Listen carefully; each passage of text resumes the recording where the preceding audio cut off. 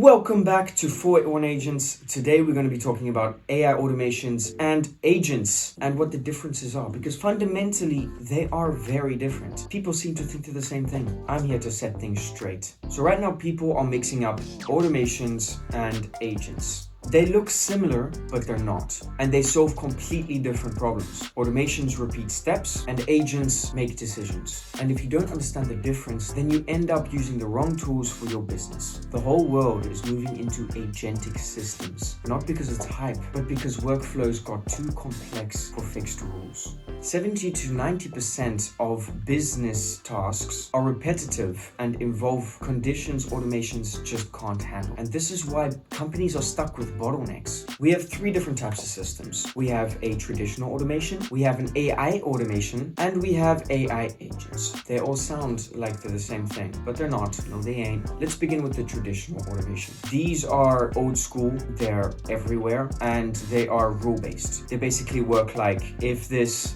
then that. So like, if input is X, then do Y.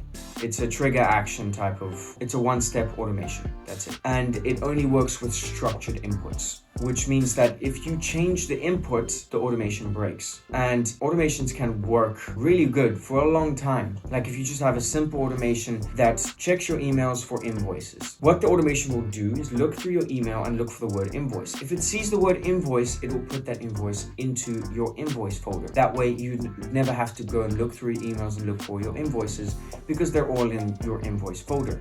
Now, a lot of people used to use this automation, but like I said, it's become outdated. It's old school.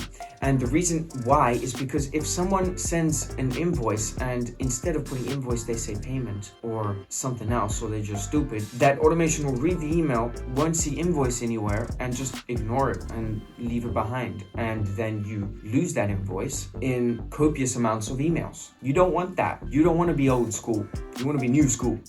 And I'm gonna show you how. So yeah, traditional automations are cheap, they're simple, and they work up to an extent until they break. So they have a rigid pipeline and zero adaptability. Then we have AI automations. So these are basically the same as traditional automations, except they've got a little spice of AI in them, which means that they're able to read emails and info more consistently and correctly. So if we took that same automation example that I was just talking about, where that automation will look for the word invoice, if an AI automation did it, it would be able to understand that payment, or if it said INV in the email, the AI automation would understand that as an invoice. So better triggers, it comprehends better than a traditional agent. It's able to classify, it's able to extract information, but it is still single step and it is still not independent. So in essence, it's a traditional agent with an AI assist, and it is not an agent. Which brings me to the next point, agentic AI.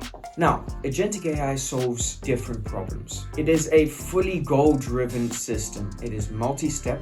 It uses tools such as APIs. It is able to plan. It is able to make decisions. It is reliable and it is independent. At 481, we always keep a human in the loop. Not all AI agencies do this, but we think it is necessary. We think there should be a human to check that everything is going smoothly and is correct. So AI agents are workers, not workflows. Now, you've probably been thinking, what can I use this for? Whether it's an automation or agent, what am I supposed to do with it? So let's firstly talk about the use cases of traditional automations. These are good for notifications, data sync, webhooks, basic chatbot, reminders, status updates. So basically, traditional automations are simple, stable tasks. People still use them and will continue to use them because they work well enough for it not to be too much of a problem. But there can be an upgrade, which brings me to AI automations. These are smarter, but still narrow. You can use AI automations for email classification, intent detection, information extraction, sentimental analysis, enhanced chatbots. The difference between a simple chatbot and an enhanced chatbot is basically, remember when Siri first started to be a thing and it was like, oh my god, AI? It wasn't really AI, not like AI is today. It wasn't like a large language model. It only knew what was put into it, which means that it could tell you what the weather was, but it could not tell you who the president was in 1913. Nowadays it can, because it's being fed a lot more information, but back in the day, I mean, it only knew what Apple was putting in there. Other things you can do with AI automations is basic content creation. And so yeah, they have better triggers, they're not multi-step, they cannot plan, and they cannot decide. Now let's upgrade that AI automation to agentic AI. This is completely different. This is complex tasks. This is decision making. A couple of examples of agents is we have a reservations agent, we have an order process agent, we have a meeting summarizer agents. We actually have these agents in our 481 library. To explain a little bit more about what a reservations agent can do, say you're a guest and you want to go eat at this restaurant, and this restaurant has a reservations agent. You call the restaurant, you're like, hey, I'd like to make a reservation. And the AI agent picks up and is like, hi, that's no problem. For what time? And it'll take your reservation, it'll take your booking, it will answer your questions. Let's say you ask, hey, is there seating outside? It'll be able to answer correctly. Then we've got a couple other agents that are slowly becoming more and more common. These are multi-agent departments. So basically what this is it is multiple agents in a department that can all talk to each other and speak to each other.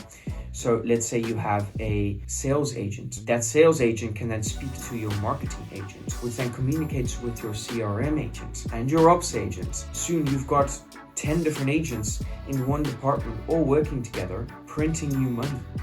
It is the future. It is the present, actually. And that present is becoming the future. And soon we'll have self-improvement agents. Agents that you can talk to that will improve you. You'll have a personal executive agent. You'll have an agent that books all of your appointments. In the future, everyone will have their own agents. It will be normal. It'll be like having a phone these days. 20 years ago, it was not normal for a 10-year-old to have a phone. I've been seeing 4-year-olds be carrying an iPhone 17 Pro Max. This is just what it's becoming, and we have to adapt to that future, and the people that don't will be left behind. So basically, agents deliver outcomes. Now, to finalize the video, let's talk about your next move and how to actually adopt this in your business or your workflow. You start by auditing your workflow.